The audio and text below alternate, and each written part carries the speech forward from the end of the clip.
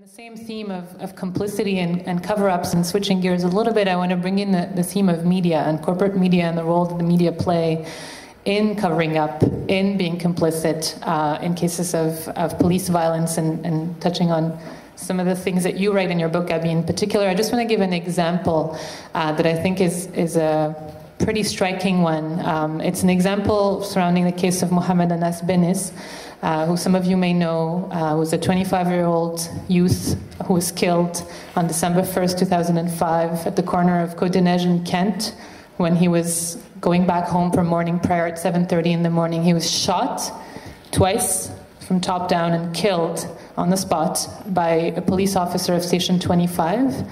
And 4 years later, there's still absolutely no information that's being given to the family. There's still no justice in this case. It's, like we mentioned earlier, there's many, many cases like this one. But one thing that was striking was the morning after Anas was shot, so on December 2nd, 2005, there was a few papers, La Presse, the Gazette, le Journal de Montréal, that published articles about what had happened. And I just want to read the headlines for people to sort of get a sense of how media respond in those kinds of situations. So on December 2nd, 2005, La Presse titles Étrange drame rue Kent, un passant poignarde un agent avant d'être abattu lors d'une opération policière. Same day, The Gazette, knife attack on constable remains a mystery. Same day, Journal de Montréal. En début de soirée, les policiers affirmaient que l'agresseur n'était pas lié aux individus impliqués dans l'affaire de fraude. Pour l'instant, on croit qu'il s'agirait d'un geste gratuit commis par un déséquilibré. This knife that is mentioned in two headlines of two major papers here in Montreal, the supposed knife is the official story that the cops told everybody, including the media, saying that supposedly Anas would have attacked one of the cops with a knife and that they'd shot, as usual, in self-defense and killed him on the spot. This knife in question on December 2nd, 2005, when these articles were written, had not been displayed, had not been shown to the media, to the public, or to anybody. In fact, this knife has never undergone forensic examination. The injuries that L'Agent Bernier, the police officer who shot Anas in supposed self-defense, the injuries that he supposedly underwent were never made public. There's no pictures of him. There's no real sort of medical exam saying that he was injured, and supposedly he was knifed in the neck, yet there's absolutely no evidence of that.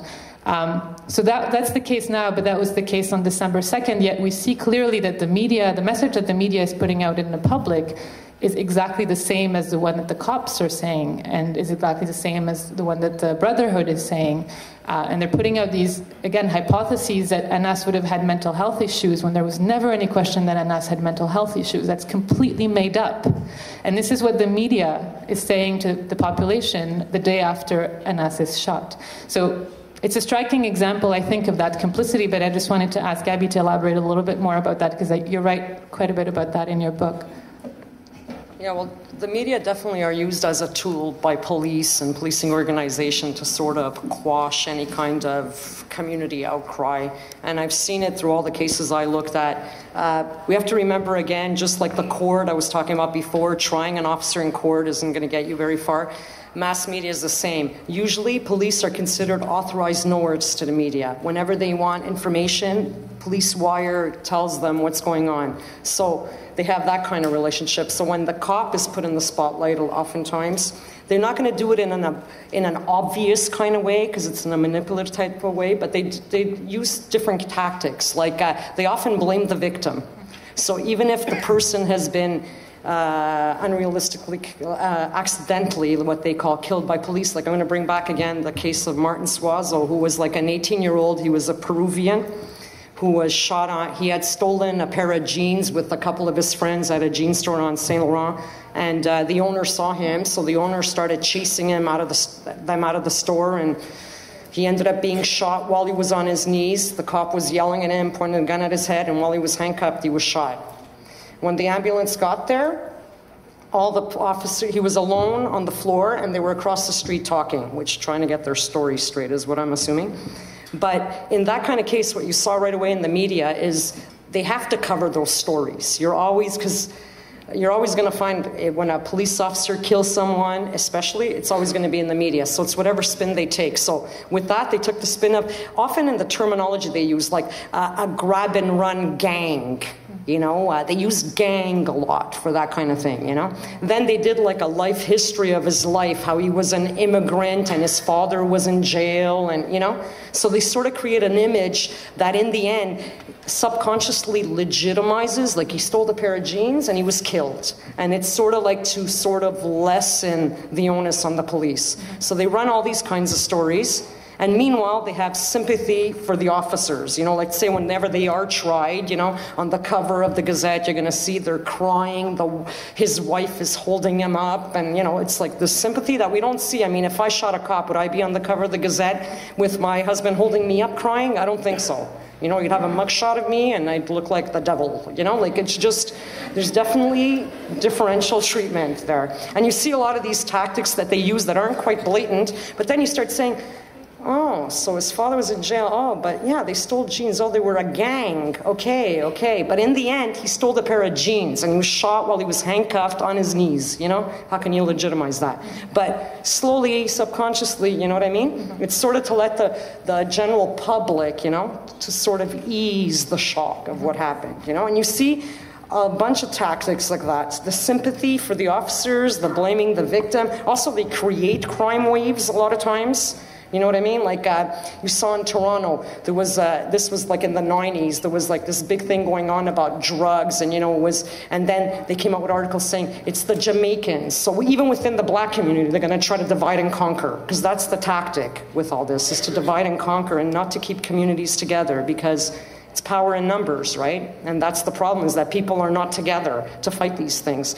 So they often create crime waves, what we want to look at, you know what I mean? So yeah, oh, youth, yeah, they're in gangs. Okay, so maybe Swazo was one of those gangs, you know? So, you know what? So it's done in a very subliminal, very manipulative way. But you got to remember in the end that they work for the cops. That's where they get their information, you know what I mean? So you're not going to see, you have to go to alternative media to get the truth. Like for Swazo, there was over 200 witnesses that saw him shot while he was handcuffed. And the Gazette, and they didn't talk to one of them. Don't you think that's who you talk to first? Like they were there. No one talked to they talked to the cops. Oui, moi je suis tout à fait. Je pense que l'un utilise l'autre. Les deux, ils font de la prostitution mutuelle entre l'un et l'autre, parce que quand les journaux ils prennent l'information de la police, ben ça fait vendre des journaux. Puis quand les journaux parlent beaucoup de crimes, ben ça fait augmenter le budget de la police. Donc les deux travaillent vraiment main dans la main. Puis c'est pas pour rien qu'ils ont une personne qui est juste pour les relations publiques médias. Moi je pense au cas de Villanueva. La première nouvelle qui avait sorti du cas Villanueva, c'est que 15 à 20 jeunes avaient entouré les policiers. Puis c'est pour ça qu'il n'y avait pas eu le choix, ils avaient tiré. Puis qu'est-ce que Alex Popovich de la CRAP a sorti? C'est un communiqué du SPVM à 10h le soir. On se rappelle que Freddy s'est fait tirer environ vers 7h le soir. Mais à 10h, le SPVM a déjà un communiqué qui indiquait ça. C'est ça qui mentionnait le communiqué. Donc, vous pouvez voir que le communiqué du SPVM a été repris complètement, quasiment mot à mot, dans les journaux le lendemain matin. Donc, c'est ça qui annonçait, c'est que plusieurs jeunes avaient entouré la police, les policiers, et c'est pour ça qu'il n'y avait pas eu le choix de tirer. Puis c'est souvent ça, on regarde, il y a eu beaucoup de cas aussi dernièrement dans les médias où est-ce qu'il y a des gens qui se sont fait tirer par les policiers, et souvent c'est toujours la même histoire, c'est qu'il y a quelqu'un qui avait un couteau qui courait vers les policiers. Je pense que dans les derniers 6 mois, il y en a eu 3 cas similaires comme ça, où est-ce qu'il y a quelqu'un qui avait un couteau, il courait vers les policiers, puis on l'a tiré. Est-ce que c'est ça qui s'est passé? Les journalistes vont jamais essayer d'aller chercher plus loin. Pour eux, ils s'arrêtent là et ils sont satisfaits. Et la population aussi, la plupart de la population ne vont pas chercher des informations, ils vont pas essayer de voir la source de l'information aussi. Donc, ils essaient pas à savoir un peu plus. Donc, je pense qu'on devrait tous le faire un peu. Puis, c'est pas seulement aussi dans les cas où est-ce qu'il y a des crimes qui se passent. Il y a des marches qu'on a organisées avec la CRAP et Montréal-Nord République, où est-ce qu'on essayait de ternir l'image de la marche en disant, ben c'est sûr ça va tourner à la violence, c'est sûr que ça va péter. Et les journaux embarquaient là-dedans, et ça faisait vendre des journaux. Et les policiers, c'est eux qui envoyaient les messages aux médias pour dire, ah, il y a telle personne qui va être là, faites attention, méfiez-vous. Donc on voit que les deux travaillent main dans la main, et c'est le même cas aussi avec Villanueva. On voit que Danny, dernièrement, toutes les nouvelles qui sortent dans les journaux journaux, comme quoi on veut l'expulser, comme quoi, même au début, je me rappelle que Patrick Lagacé avait fait un article, la carrière musicale de Danny Villanueva, où est-ce qu'il disait, bon, ben là, vous le voyez dans une vidéo, puis il y a des membres de gang de rue, donc il doit être un membre de gang de rue. Donc, on mentionne ça. Et là, il expliquait tout son passé, il expliquait tout son casier judiciaire et tout, pour essayer de salir la personne, et ça bénéficiait à la police. Comme ça, Patrick Lagacé, il a pu sortir un article sur les frères Costitine qui disait que les frères Costitine, ben, il y en a un d'entre eux qui avait des relations avec la mafia, puis qu'il a prêté sa carte de crédit, blablabla. Mais comment qu'il pourrait avoir cette information si c'est pas de la police? Parce qu'il n'y a pas de crime qui a été commis, ça n'a pas été publié nulle part. Donc, tu vois que les deux, ils jouent à ça, puis ça fait vendre des journaux, et ça bénéficie énormément aussi aux forces policières qui peuvent augmenter leur budget, et la fraternité des policiers qui peuvent avoir plus d'argent aussi. C'est ça qui est dommage, c'est que la police devrait jamais se servir comme ça devrait jamais la police devrait jamais être une source de revenus pour la ville premièrement aussi, mais ça devrait jamais être quelque chose qui est là pour bénéficier niveau capitaliste, on pourrait dire justement, parce qu'on voit que c'est une force, parce que regarde, nous autres on est en train de grandir, ça devient une entreprise avant tout, et ça c'est une grosse problématique entre autres choses. C'est ça. En fait, ce joint-là entre la police et les médias fait en sorte que dans la société, une majorité de la population applaudit toujours, finalement, ou à peu près, les actions de la police sans vraiment se poser de questions. Et donc, ça empêche souvent le débat puis de rechercher effectivement la vérité.